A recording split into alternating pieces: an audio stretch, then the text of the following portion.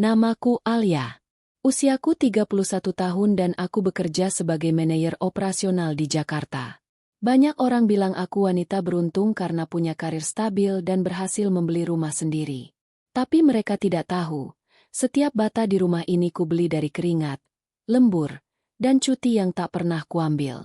Malam pertama di rumah ini, aku hanya duduk di lantai beralas plastik, makan nasi bungkus sambil menangis bahagia. Aku teringat pesan ibu, bahwa perempuan harus mandiri agar tidak terjebak dalam hubungan yang salah hanya karena takut tak punya tempat pulang. 3 tahun lalu, aku bertemu Bagas. Dia datang sebagai vendor logistik. Penampilannya sangat sederhana. Kemeja putihnya bahkan sedikit kusut. Dia tidak pamer seperti vendor lain. Dia lebih banyak mendengarkan. Saat dia menyatakan cinta di sebuah taman kota, dia berkata jujur bahwa dia belum punya apa-apa. Bahkan mobilnya masih kredit. Aku tidak butuh laki-laki kaya. Aku hanya butuh laki-laki jujur. Karena itulah, aku menerima cintanya tanpa ragu. Bagas membawaku bertemu ibunya, Ibu Ratna. Beliau menyambutku dengan pelukan hangat dan berbagai macam masakan di meja. Beliau bilang, calon menantu pertama harus disambut istimewa. Aku benar-benar tersentuh saat beliau memintaku menjaga Bagas. Tolong jaga Bagas. Dia anak baik yang sering mengalah, katanya. Saat itu, aku merasa telah menemukan keluarga kedua yang tulus. Aku tidak pernah menyangka bahwa keramahan itu hanyalah topeng. 7 hari sebelum akad, aku pulang awal untuk memberi kejutan kopi untuk Bagas. Namun, saat aku melangkah menuju dapur, aku mendengar suara Ibu Ratna. Begitu akad selesai, gaji Alia langsung kita atur. 50% buat bayar utang arisan ibu, 30% buat kuliah Rian, sisanya buat kita semua. Dadaku terasa sesak saat mendengar Bagas tertawa dan menjawab, "Iya Bu, biar ATM-nya aku yang pegang supaya dia nggak macam-macam." Kopi di tanganku terjatuh. Seluruh duniaku hancur seketika. Suara pecahan gelas itu memang mengejutkan mereka. Tapi aku segera bersembunyi di balik dinding sebelum mereka melihatku. Aku lari ke lantai 2, masuk ke kamar, dan mengunci pintu. Jantungku berdegup kencang. Rasa mual menghantam perutku. Aku menatap pantulan diriku di cermin. Wanita yang selama ini mereka anggap sebagai mesin uang. Jadi ini harga cintaku. Bisikku lirih. Air mata sempat jatuh. Tapi segera kuhapus dengan kasar. Aku tidak boleh hancur sekarang. Jika aku membatalkannya saat ini, mereka akan mencari 1000 alasan untuk memutarbalikkan fakta. Aku harus punya bukti. Aku harus memastikan mereka tidak bisa lari dari kebohongan ini di depan semua orang. 3 hari kemudian, aku mengunjungi rumah Ibu Ratna dengan senyum palsu yang paling sempurna.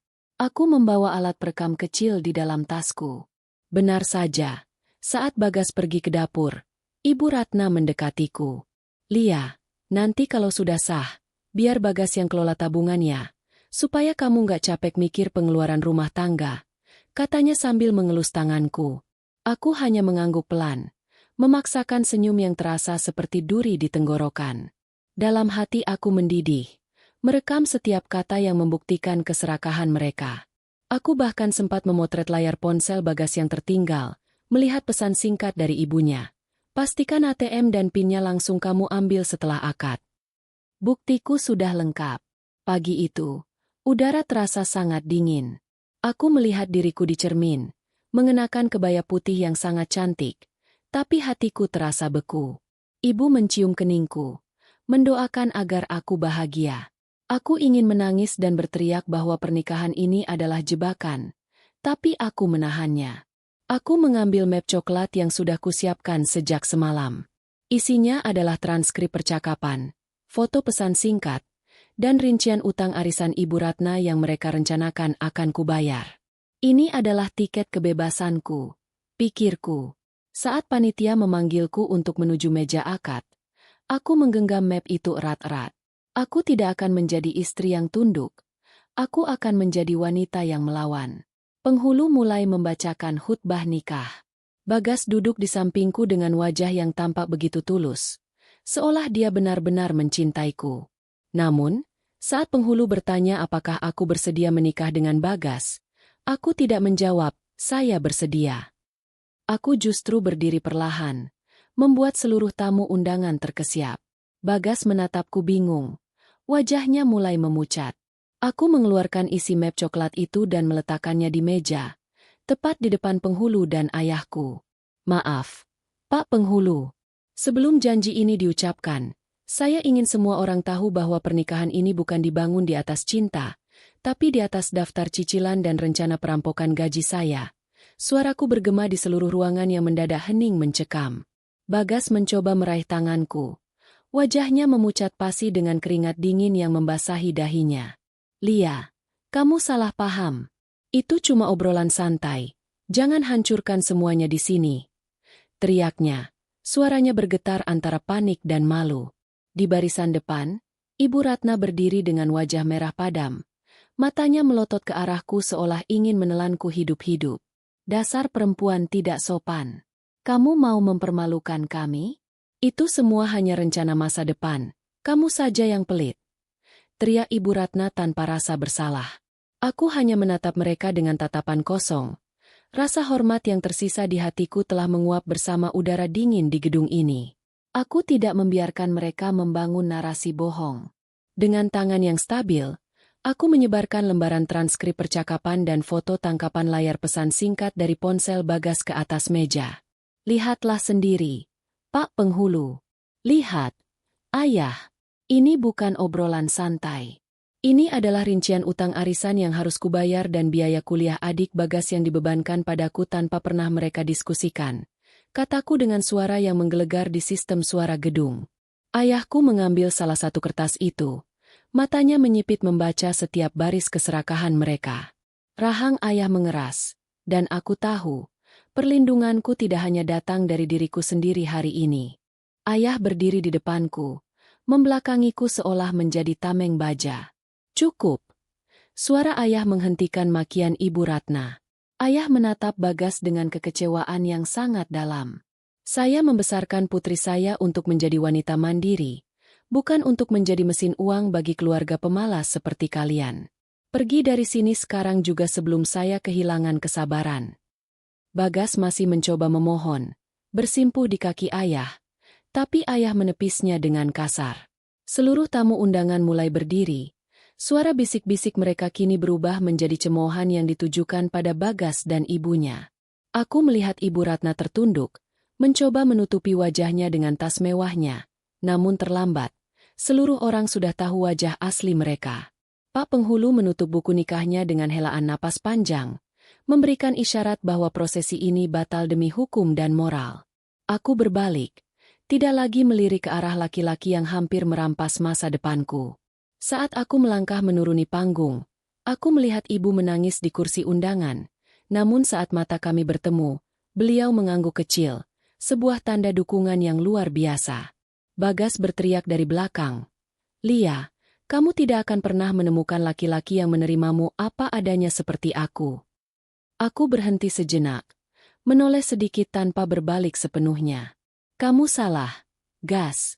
Justru karena aku menerima diriku sendiri, aku tahu aku berhak mendapatkan yang jauh lebih baik dari seorang pencuri gaji istri. Langkahku terasa berat di atas aspal parkiran gedung, namun setiap langkah itu terasa seperti mematahkan belenggu yang selama ini tak kusadari. Kebaya putih ini sekarang terasa seperti seragam perang, bukan lagi gaun impian. Ayah menggandeng lenganku erat, seolah takut aku akan tumbang, padahal aku merasa lebih tegak dari sebelumnya. Kita pulang ke rumahmu, Nak. Ayah dan ibu akan di sana sampai semua barang orang-orang itu keluar dari rumahmu. Bisik ayah dengan nada rendah yang penuh otoritas. Aku hanya mengangguk, menahan getaran di rahangku. Aku melihat Bagas dari kejauhan, duduk bersimpuh di pinggir trotoar dengan kepala tertunduk, sementara Ibu Ratna sibuk menelepon seseorang dengan wajah panik. Tidak ada lagi iba. Yang tersisa hanyalah rasa mual yang amat sangat. Begitu pintu rumahku buka, bau harum pengharum ruangan yang biasanya menenangkan kini terasa menyesakkan. Di ruang tamu, tumpukan kardus dan koper besar sudah berjajar rapi. Mereka benar-benar sudah menganggap rumah ini milik mereka bahkan sebelum surat nikah ditandatangani. Aku berjalan ke dapur dan menemukan satu set panci baru yang bukan milikku, diletakkan di atas meja marmer yang kubeli dengan bonus tahunanku. Mereka sudah memindahkan barang-barang sejak kemarin sore saat aku sibuk di hotel. Ucapku lirih pada ibu. Tanganku terkepal kuat melihat bagaimana privasiku dijarah secara sistematis. Ini bukan sekadar rencana keuangan. Ini adalah invasi. Aku mengambil ponselku dan menghubungi nomor Bagas untuk terakhir kalinya. Bukan untuk menangis, tapi untuk memberi peringatan. Suara mobil berhenti di depan pagar membuat jantungku berdesir. Bagas turun dengan kemeja yang sudah berantakan.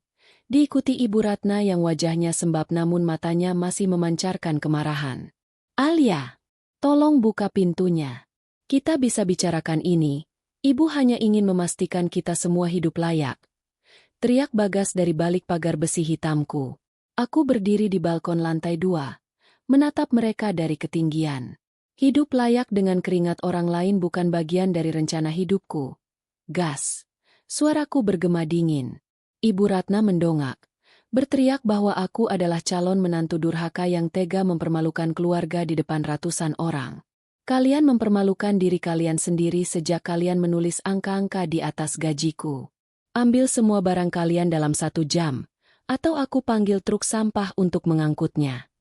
1 jam berlalu. Barang-barang mereka akhirnya diangkut dengan kasar oleh Bagas dan adiknya ke dalam mobil bak sewaan. Namun, ketenangan itu tidak bertahan lama. Ponselku bergetar hebat. Pesan dari grup WhatsApp kantor dan keluarga besar masuk bertubi-tubi. Dian, sahabatku, mengirimkan sebuah tangkapan layar unggahan Facebook Ibu Ratna. Di sana terpampang fotoku dengan caption yang menuduhku sebagai wanita materialistis yang membatalkan pernikahan, karena Bagas tidak bisa membelikan perhiasan mewah. Dia wanita manipulatif yang hanya memikirkan karir dan tidak mau mengurus suami. Tulisnya di sana. Aku terduduk di sofa, memijat keningku. Ternyata mereka belum selesai. Mereka tidak hanya ingin uangku. Sekarang mereka mencoba menghancurkan reputasi yang kubangun selama 10 tahun bekerja. Perang ini baru saja dimulai. Pagi itu, atmosfer di kantor terasa berbeda. Rekan-rekan kerja yang biasanya menyapa ramah kini saling berbisik saat aku melewati koridor. Aku berusaha tegar, melangkah menuju ruanganku dengan kepala tegak. Namun, belum sempat aku menyentuh tumpukan laporan di meja, Pak Surya, direktur utamaku, memanggilku ke ruangannya. Di layar monitornya, unggahan Facebook Ibu Ratna terpampang jelas. "Alia, perusahaan kita menjunjung tinggi integritas. Masalah pribadi memang urusanmu, tapi jika ini mengganggu citra perusahaan sebagai manajer operasional, aku harus bertindak," kata Pak Surya dengan nada berat. Hatiku mencelos. Fitnah itu mulai menggerogoti apa yang sudah kubangun dengan darah dan air mata selama 10 tahun. Aku bertemu Dian di sebuah kafe kecil dekat kantor untuk makan siang yang terasa hambar. Dian menunjukkan ponselnya dengan wajah cemas. "Lia, ini bukan cuma soal postingan Facebook. Ibu Ratna mulai menghubungi grup pengajian dan keluarga besarmu lewat pesan pribadi. Dia mengirimkan foto-foto perhiasan dari internet dan bilang itu tuntutanmu yang membuat Bagas bangkrut," bisik Dian. Aku mengepalkan tangan di bawah meja. Mereka tidak hanya ingin merusak reputasiku, mereka ingin mengisolasi aku dari dukungan sosial. Mereka bermain api. Dian, mereka pikir aku akan diam karena malu? Mereka salah besar. Jawabku dengan nada dingin yang membuat Dian sedikit terkejut. Malam hari saat aku baru saja melepas penat di ruang tamu, bel rumah berbunyi berkali-kali dengan tidak sabar. Aku mengintip dari interkom dan melihat seorang wanita paruh-baya yang tidak kukenal. Tampak sangat gusar. Saat kubuka pintu, wanita itu langsung menodongkan selembar kwitansi. "Mana Ibu Ratna?" Dia bilang dia sudah pindah ke sini dan menantunya yang kaya akan melunasi utang arisan emas sebesar 50 juta rupiah hari ini. Teriak wanita itu. Aku tertegun. Jadi ini sebabnya mereka begitu ngotot ingin menguasai rumah dan gajiku. Ibu Ratna sudah menjual namaku sebagai jaminan utangnya kepada orang-orang bahkan sebelum kami menikah. Wanita penagih utang itu akhirnya pergi setelah aku menunjukkan bukti pembatalan nikah dan rekaman suara Ibu Ratna. Namun, kejadian itu menjadi titik balik bagiku. Aku tidak bisa hanya bertahan. Aku mengambil laptop, mengunggah video rekaman suara saat mereka merencanakan perampokan gajiku, lengkap dengan tangkapan layar pesan singkat Bagas. Aku menuliskan caption singkat, integritas tidak bisa dibeli dengan fitnah. Inilah alasan sebenarnya mengapa janji suci itu tidak pernah terucap. Jariku menggantung di atas tombol post. Aku tahu setelah ini, tidak ada jalan kembali. Ini bukan lagi sekadar membatalkan pernikahan. Ini adalah pernyataan perang untuk membersihkan namaku. Layar ponselku tidak berhenti menyala. Notifikasi masuk seperti air bah. Video yang kunggah telah dibagikan ribuan kali, dan narasi mulai berbalik. Komentar-komentar yang tadinya menghujatku kini beralih menjadi kecaman pedas terhadap Ibu Ratna dan Bagas. Ada rasa lega yang luar biasa, namun juga kecemasan yang merayap di tengkukku. Aku tahu orang-orang seperti mereka tidak akan tinggal diam setelah dipermalukan secara nasional. Di tengah hiruk-pikuk itu, sebuah pesan pribadi masuk dari sebuah akun anonim yang membuat jantungku berdesir. Hati-hati, Alia. Ibu Ratna punya kerabat di kepolisian. Dia sedang mencari celah untuk melaporkanmu balik. Ketenangan di kantor hanya bertahan hingga jam makan siang. Saat aku hendak menuju kantin, resepsionis memanggilku dengan nada panik, mengatakan ada tamu yang memaksa bertemu. Di lobi, seorang pria berjas gelap berdiri di samping Ibu Ratna yang kini tampak angkuh meski matanya sembab. Saya pengacara Ibu Ratna. Kami di sini untuk menyerahkan somasi atas pencemaran nama baik dan pelanggaran UU ITE. Kata pria itu dengan suara keras, sengaja agar didengar oleh rekan-rekan kerjaku yang mulai menoleh. Ibu Ratna menatapku dengan senyum sinis yang seolah berkata bahwa dia belum kalah. Aku hanya bisa mengepalkan tangan, menahan emosi yang meluap di dada. Mereka menggunakan pasal karet untuk menyerang balik, ujar Pak Hendra, pengacara senior yang kusewa sore itu. Beliau membolak-balik berkas somasi dari pihak Ibu Ratna dengan dahi berkerut. Tapi kita punya bukti autentik. Kebenaran adalah pembelaan terbaik. Pak Hendra kemudian menurunkan kacamatanya dan menatapku dengan serius. Alia, ada hal lain yang perlu kamu tahu. Saya menemukan catatan bahwa setahun lalu, Bagas hampir menikahi seorang wanita pengusaha di Bandung, tapi batal secara mendadak dengan isu yang hampir sama. Kamu bukan korban pertama, tapi kamu yang pertama kali berani melawan secara terbuka. Fakta ini membuatku tersentak. Keserakahan mereka ternyata adalah sebuah pola yang sistematis. Gerimis turun membasahi Jakarta saat aku melihat bayangan seseorang berdiri di depan pagarku. Itu Bagas. Dia tidak lagi berteriak penuh amarah, melainkan berdiri mematung dengan pakaian yang basah kuyup. Saat aku melangkah ke balkon lantai 2, dia langsung berlutut di aspal yang dingin. Lia, tolong hentikan semua ini. Ibu jatuh sakit karena tekanan dari netizen. Cabut videomu, dan kami akan mencabut somasi itu. Teriaknya dengan suara parau yang mencoba memancing rasa ibaku. Aku menatapnya dari ketinggian.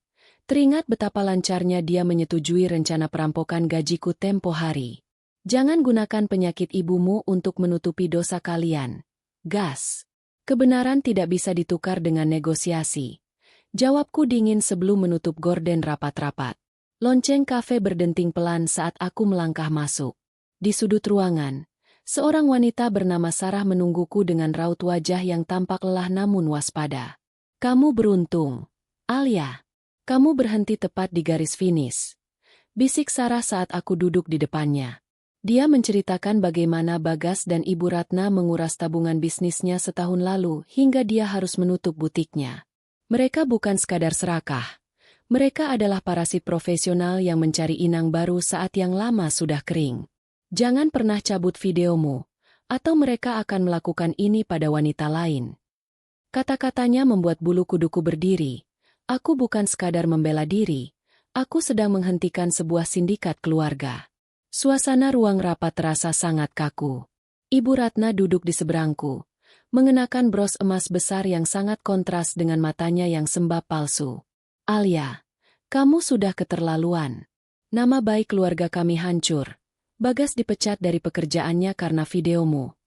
Bentak pengacaranya sambil menggebrak meja. Aku hanya melirik Pak Hendra yang tetap tenang. Klien kami hanya mengungkap kebenaran, sahut Pak Hendra. Aku menatap Ibu Ratna tajam dan menggeser sebuah dokumen baru. Pernyataan tertulis dari Sarah. Ini adalah pola, Bu Ratna. Somasi Anda tidak akan mempan karena kita akan membawa ini ke ranah penipuan sistematis. Bukan sekadar ITE, kataku dengan suara rendah namun mematikan. Wajah angkuh Ibu Ratna seketika runtuh, berganti dengan ketakutan yang nyata. Ponsel kantorku berdering tepat saat aku sedang meninjau laporan logistik. Halo, Ibu Alia? Saya hanya ingin mengingatkan, sepupu Ibu Ratna adalah petinggi di instansi yang mengawasi izin distribusi perusahaan Anda. Suara pria di seberang sana terdengar berat dan penuh ancaman terselubung. Akan sangat disayangkan jika masalah pribadi ini membuat ribuan karyawan Anda kehilangan pekerjaan karena izin yang mendadak bermasalah. Tanganku gemetar, bukan karena takut untuk diriku sendiri, tapi karena mereka mulai menyerang mata pencaharian orang banyak.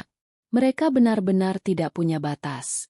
Aku menutup telepon dan melihat Pak Surya sedang menatapku dari balik pintu kacanya dengan wajah penuh keraguan. Tekanan ini mulai terasa seperti cekikan di leherku. Malam terasa lebih pekat dari biasanya.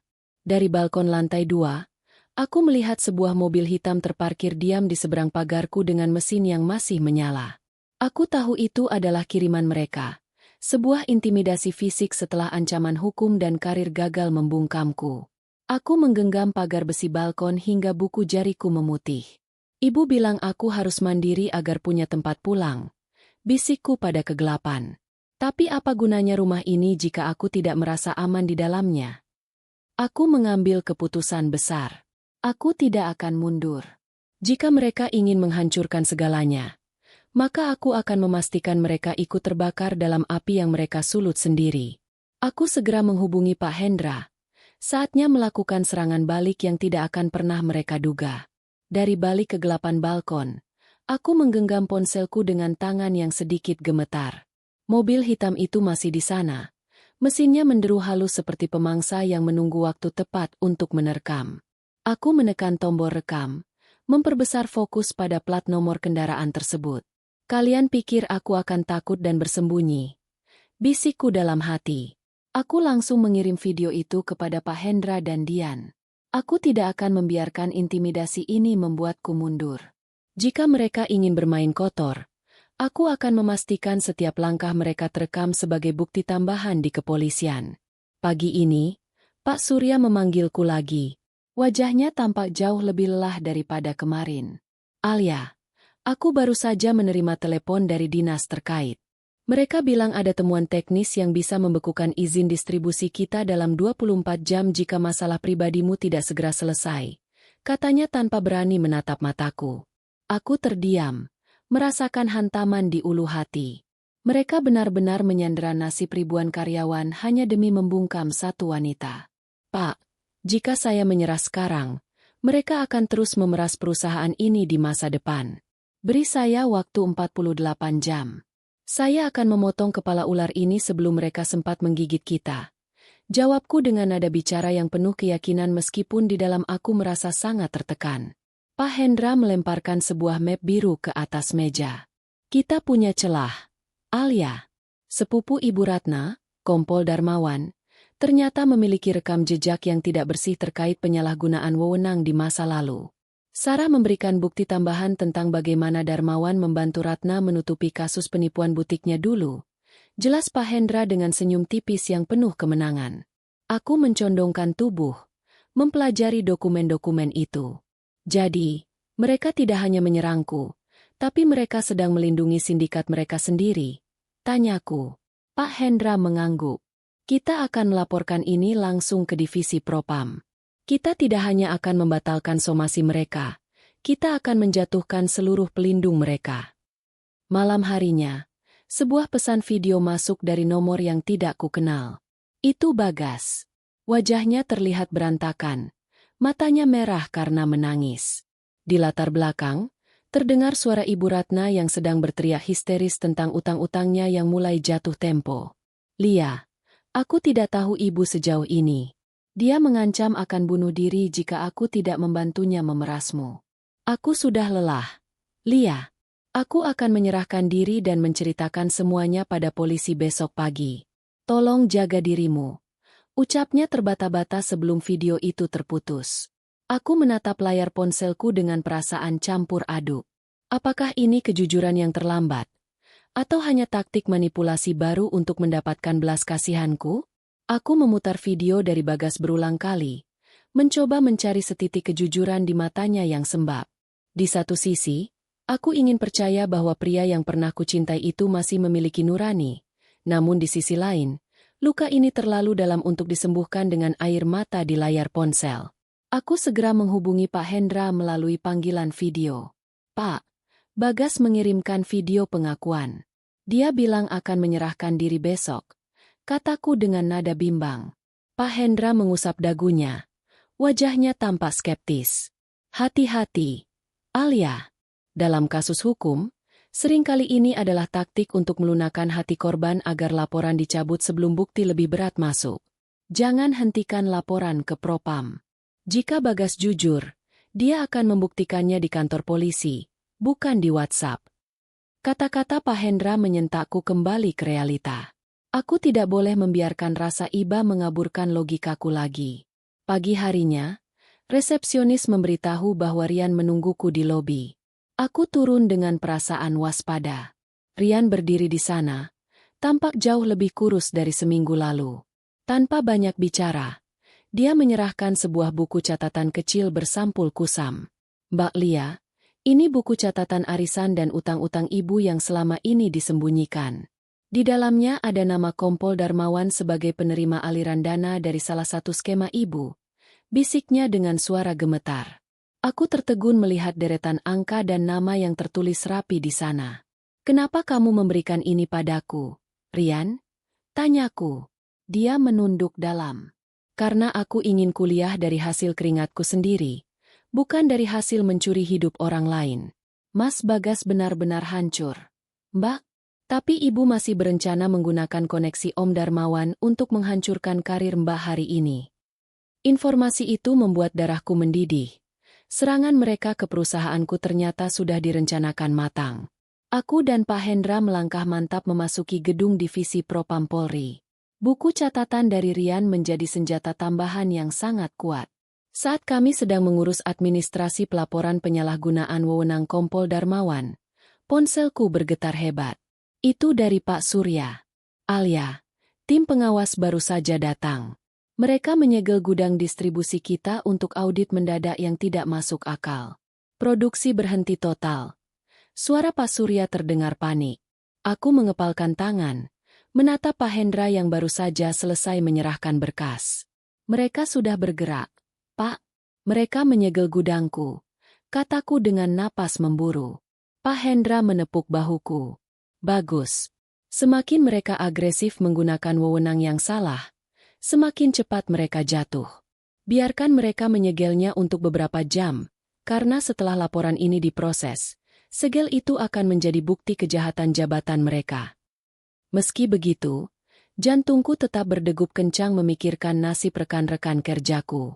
Malam itu, aku baru saja keluar dari kantor setelah berjam-jam berkoordinasi dengan tim hukum perusahaan.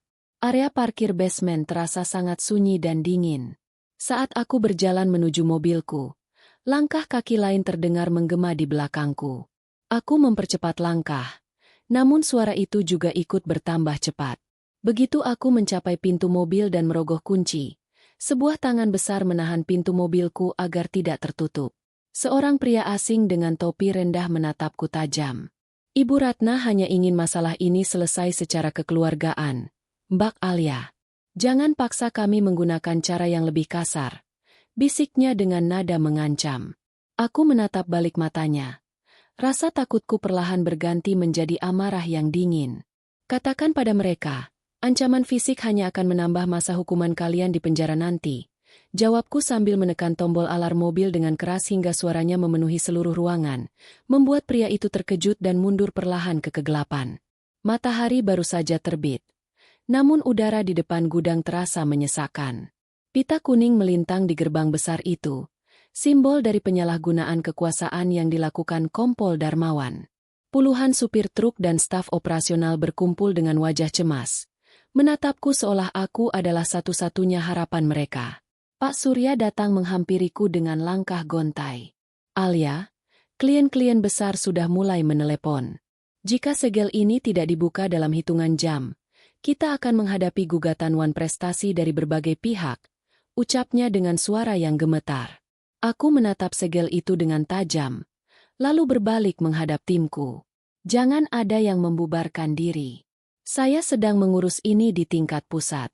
Kebenaran tidak akan kalah oleh selembar pita plastik, kataku dengan suara lantang, mencoba menyuntikkan keberanian yang sebenarnya juga mulai terkikis di dalam diriku.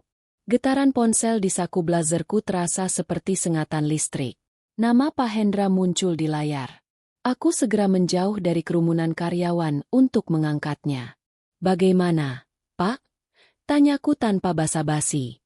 Suara Pak Hendra terdengar jauh lebih cerah dari sebelumnya. Alia, laporan kita ke Propam memicu reaksi cepat. Ternyata Kompol Darmawan memang sudah masuk radar pengawasan internal karena beberapa kasus tanah di daerah. Video ancaman dari anak buahnya yang kamu ambil semalam menjadi bukti tambahan yang fatal. Pihak Propam sudah mengirim tim untuk memeriksa validitas penyegelan gudangmu. Jelasnya. Aku mengembuskan napas panjang yang sempat tertahan. Lalu bagaimana dengan Ibu Ratna? Tanyaku. Dia sedang dalam kepanikan luar biasa. Darmawan baru saja dinonaktifkan sementara untuk pemeriksaan, dan itu artinya perlindungannya sudah runtuh. Jawab Pak Hendra tenang. Saat aku hendak melangkah masuk ke lobi gedung kantor, sosok laki-laki itu muncul dari balik pilar. Bagas terlihat seperti bayangan dari pria yang dulu ku kenal. Bajunya kusut, matanya cekung, dan ada keputusasaan yang nyata di wajahnya. Lia, aku mohon, hentikan laporan ke Propam. Om Darmawan akan dipecat, dan dia mengancam akan menghabisi keluargaku jika itu terjadi karena kita.